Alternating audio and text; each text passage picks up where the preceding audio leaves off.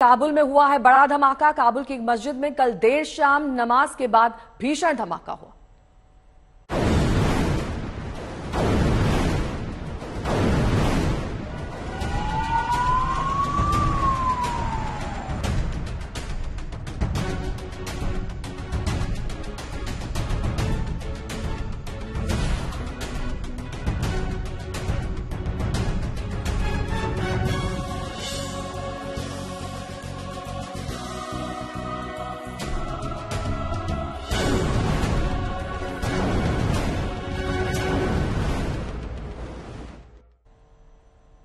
कल काबुल की एक मस्जिद में देर शाम नमाज के बाद भीषण धमाके में 21 लोगों के मारे जाने की खबर है, जबकि करीब 40 लोग जख्मी बताए जा रहे हैं, जिसमें 5 बच्चे शामिल हैं।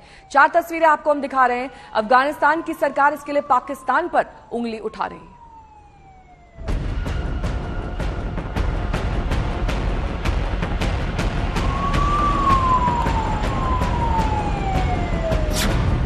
भयंकर बम ब्लास्ट से दहला काबुल।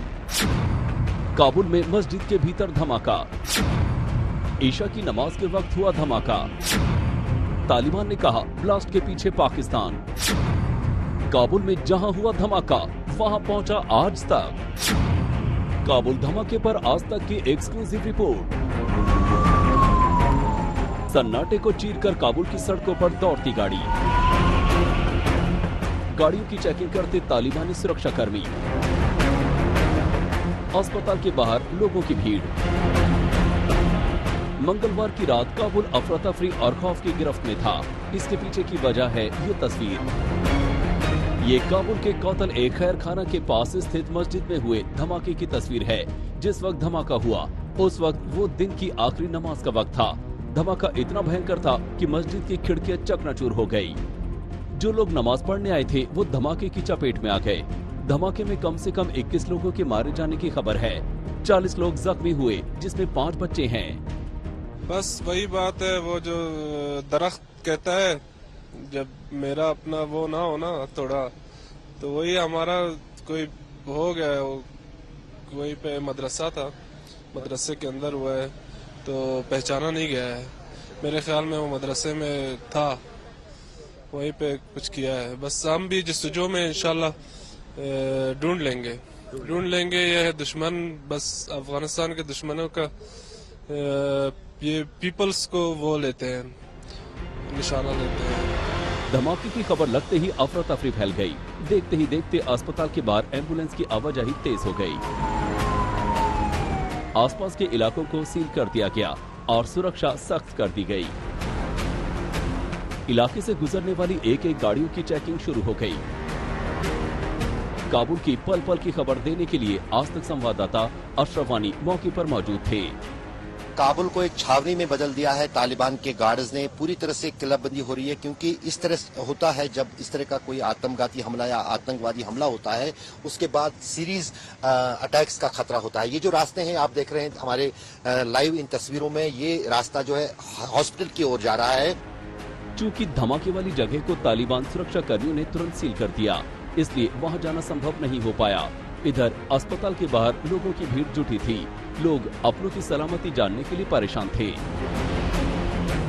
लेकिन यहाँ भी तालिबान के सुरक्षा गार्डों का सख्त पहरा था।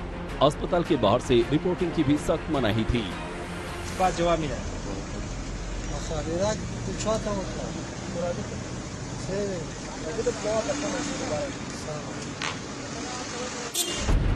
अफगानिस्तान के इस्लामिक अमीरात के लिए ये बड़ा झटका है। इस्लामिक अमीरात के प्रवक्ता ज़बीउल्लाह मुजाहिद ने कहा कि इस तरह का अपराध करने वालों को बख्शा नहीं जाएगा। गुनाहगार जल्दी ही पकड़े जाएंगे और उन्हें सजा दी जाएगी। धमाके के बाद सबके मन में यही सवाल है कि आखिर तालिबान राज में इस तरह मस्जिद के भीतर बम ब्लास्ट की जरूरत कौन कर सकता है।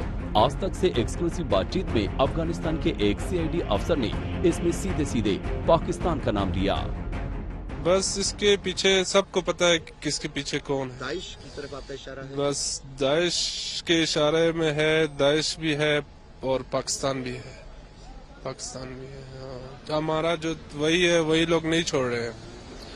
वही इमरान खान को हटाया इसीलिए कि वो लोग अपना अमेरिका अपना वो जमा सके। अफगानिस्तान में तालिबान की नई हुकूमत के हाल ही में 1 साल पूरे हो चुके हैं। हाल के दिनों में काबुल की मस्जिदों और मदरसों पर लगातार हमले हुए हैं। काबुल में 3 दिन पहले यानी 15 अगस्त को भी एक धमाका हुआ था।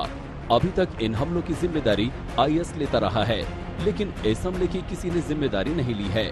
लेकिन अफगान अधिकारी पाकिस्तान का नाम ले चुके हैं। अशरफ वानी, काबुल, आज तक।